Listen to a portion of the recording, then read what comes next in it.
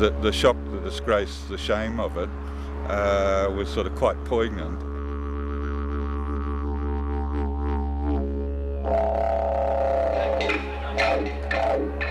The exercise was to lobby for the betterment of our people. I'm thinking to myself, this is what it's like to be trampled to death. And he said, well, this is the home of the embassies.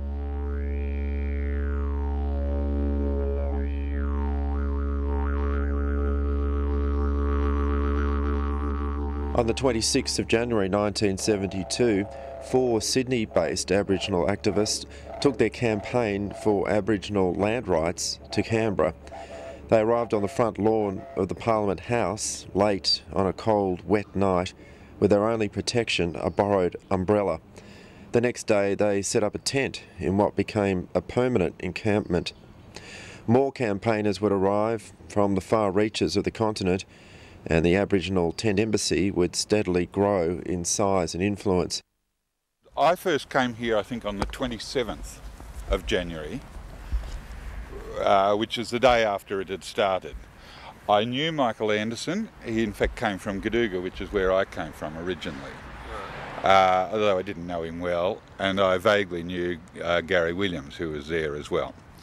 But it had already been in the Canberra Times that they'd set up the embassy here. At that stage, there was just an umbrella, and they were camped around there. And they were, I mean, it was deadly serious, but it was also a deadly hoot.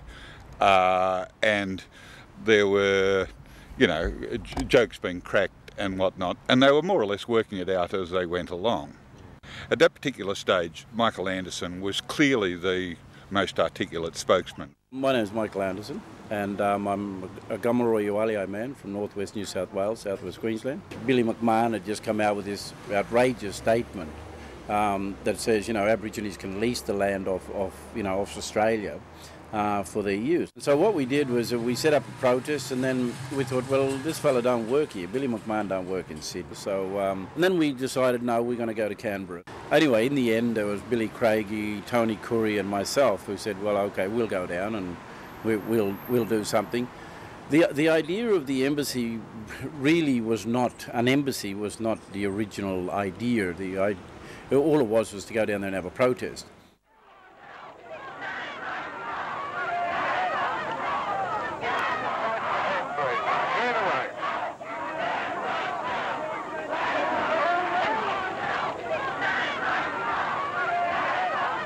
The member for the Canberra was a fellow called Keppel Enderby, who later went to the High Court. So I said to Keppel Enderby, what's happening? What the hell's happening? They haven't moved them. He said, you found a gap in their law. They can't move you unless they introduce legislation. So we put up 8 tents then, and I become the Minister for Defence, and we give ourselves portfolios, painted the gutter, no parking, Aboriginal Embassy staff only. Then we introduced the flag. Already land rights was a slogan, and students had been involved with things like ABSCOL, they'd been involved with the Waddy Creek campaign, and I'd had some vague association with things like the Aboriginal Medical Service in Redfern and so forth like that. So I sort of knew a few of the people around, and I knew as well a few of the new and emerging young players like Foley, Williams and Gordon Briscoe and people like that. Early in February, a delegation from the federal opposition visited the Tent Embassy and met with the activists in a highly symbolic show of support for the land rights campaign. Unlike the Liberal Prime Minister Billy McMahon, the opposition leader Gough Whitlam was prepared to negotiate, and he promised to implement at least part of the land rights agenda.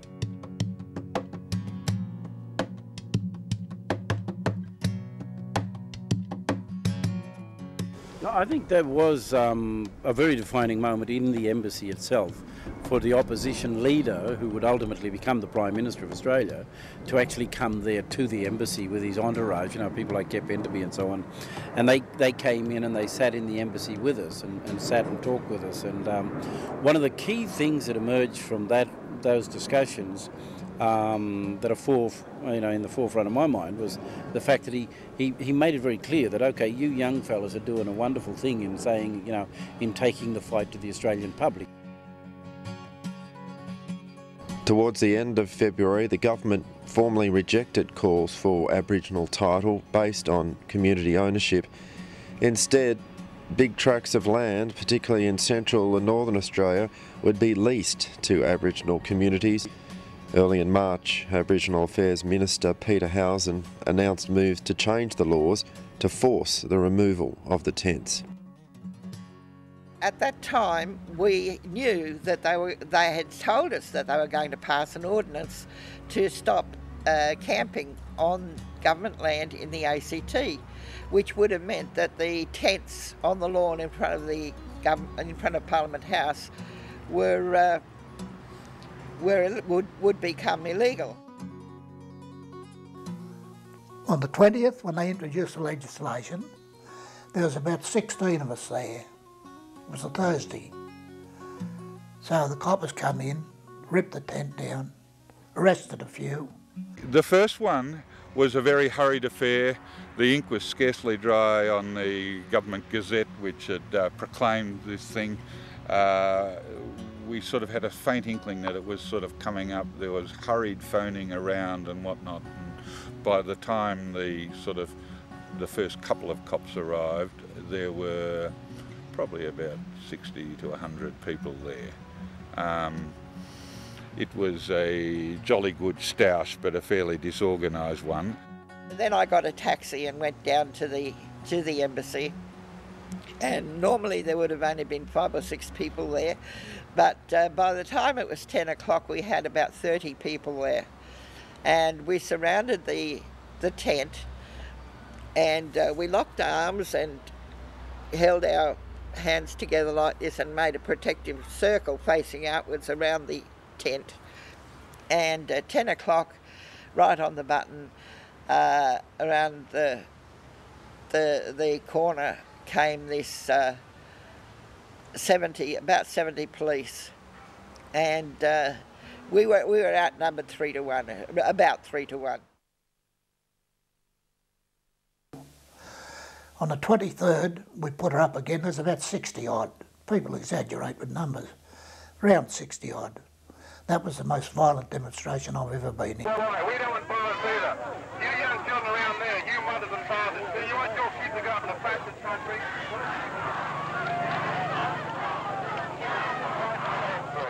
When the police arrived and then began moving people, and then it became a set of sort of one-on-one tussles and whatnot, there were people who were sort of quite upset.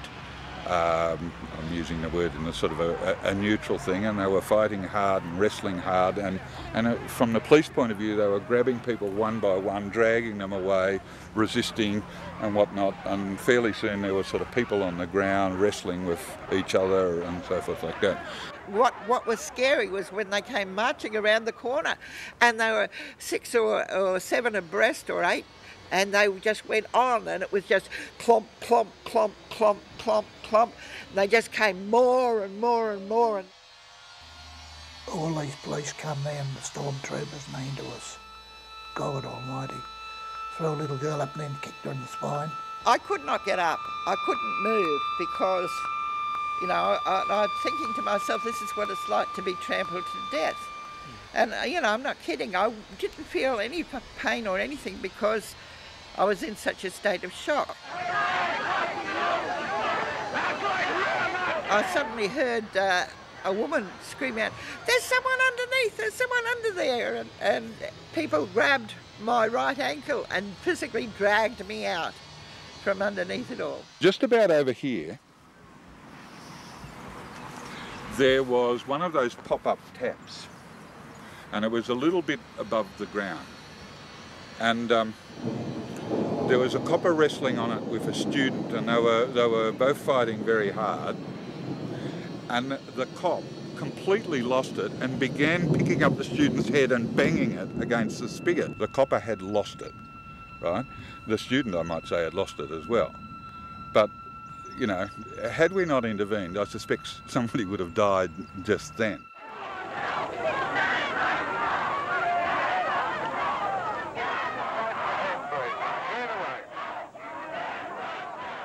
On the Sunday, there were so many more people. There were people who'd come up from Sydney, and there were people from the students' body, and we all marched from the university around across the bridge and down to the embassy site. And we set up the embassy again.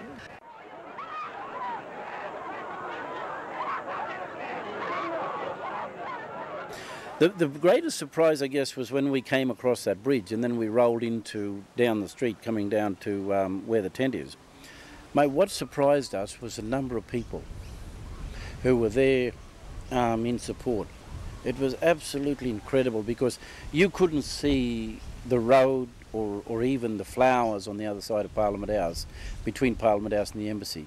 The number of people that stacked that place there would have been at least 5,000 to 10,000 people there. Over 1,000 of us. We marched across the bridge then. We'd had a caucus meeting the night before, and we decided to fight them. We decided to fight the coppers. That was our intention. So we armed ourselves with little bondi sticks. We said we're going to give it to the bastards.